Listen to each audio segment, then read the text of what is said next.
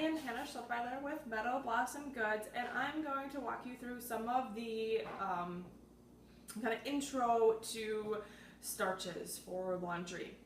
What we're going to do today is we're going to go over how to make a clear starch from start to finish using our 1902 gloss starch.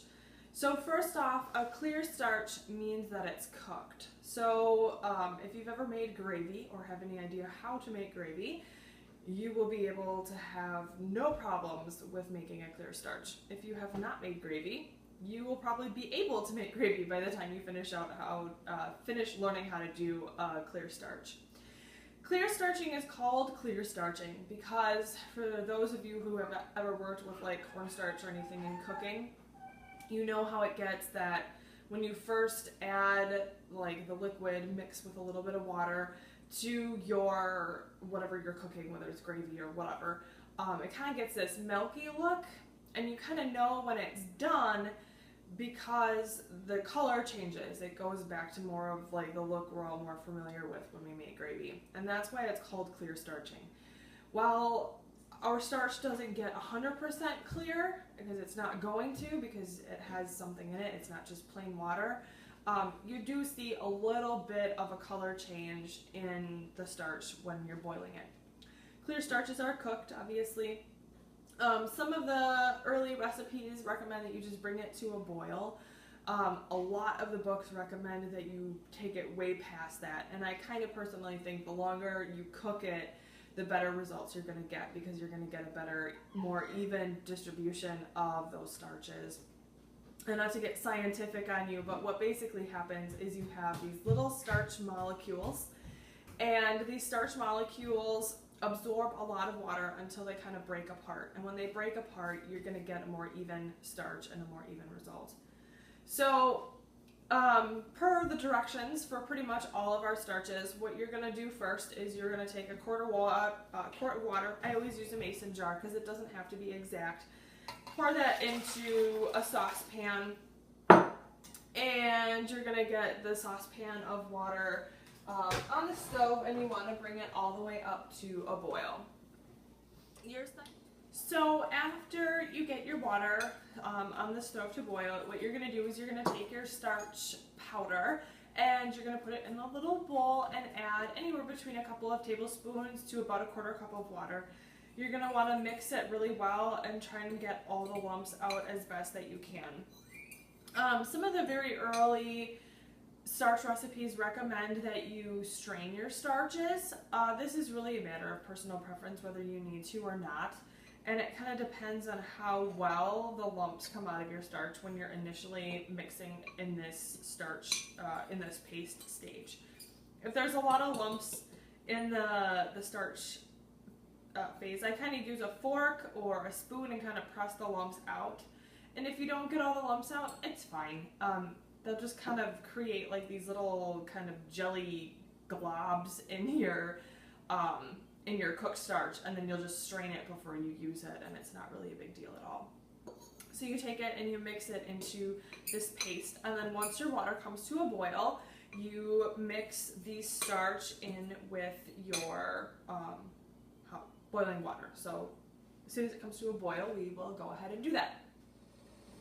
Okay, so we have our water kind of to a nice boiling point, and give your starch paste a little bit more of a stir, and then you can pour it directly into that boiling water, and you're going to notice right away that it gets almost like white, milky white. And then as soon as you can, oh, we got some globs in there a little bit. That's all right though, because we can always strain it when we're done.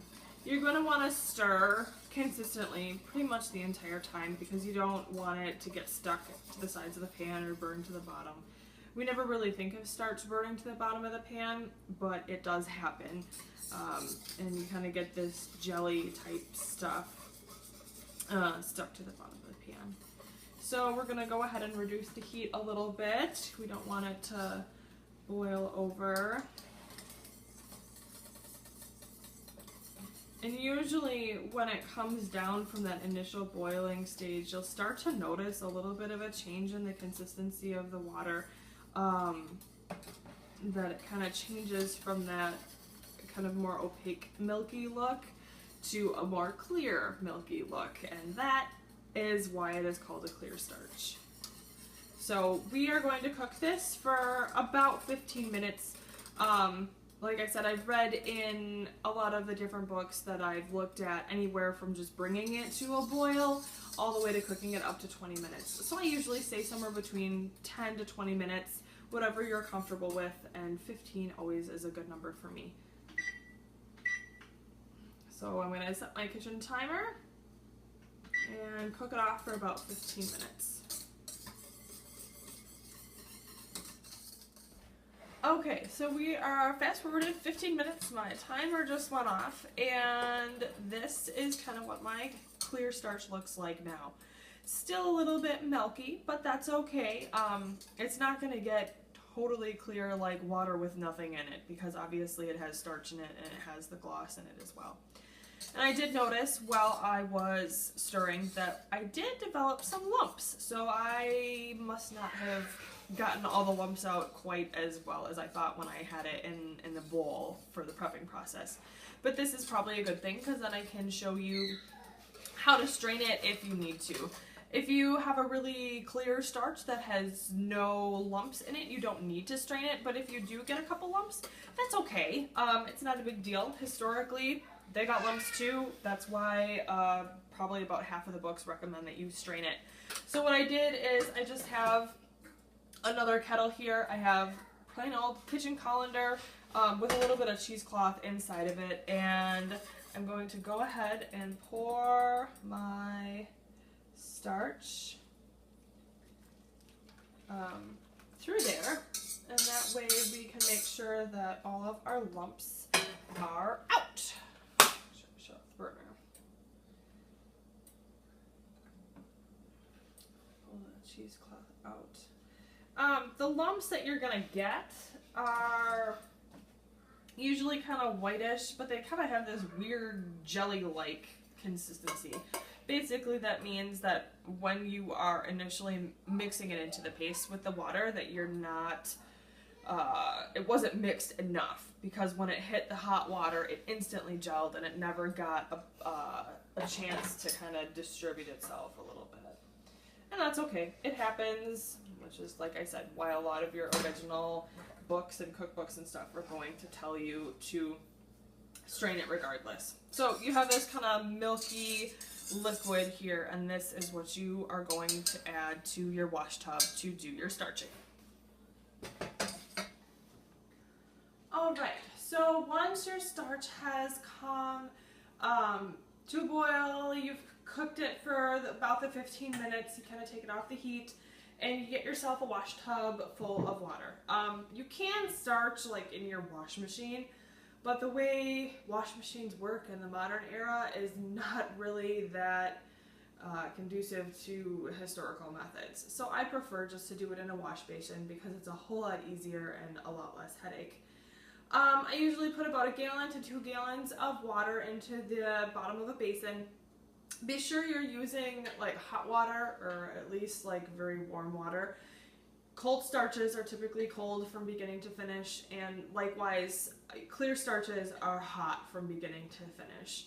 So you got your basin of hot water, and then you're going to go ahead and take your starch, just remove from the heat, and add that in to your basin here.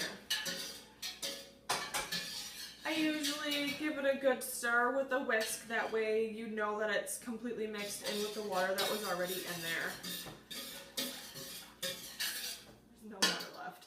So I'm going to be doing just a petticoat today.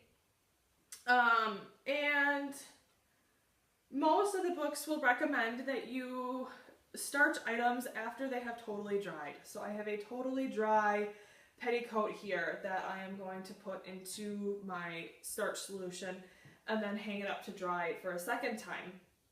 And then typically what you do after that is you wait for it to get to a almost dry state.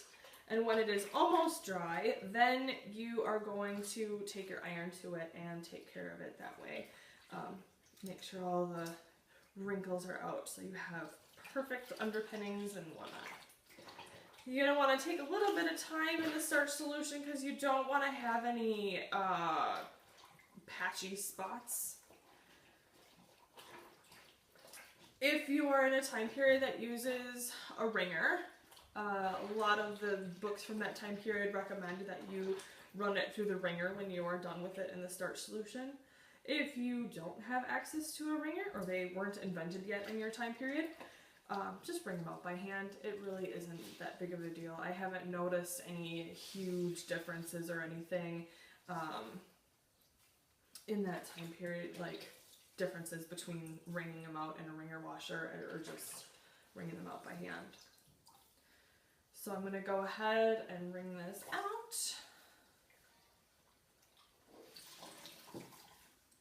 Just as I can, a little bit at a time. You can add some bluing to your starch solutions as well if you're looking for a little extra bright white in your petticoats.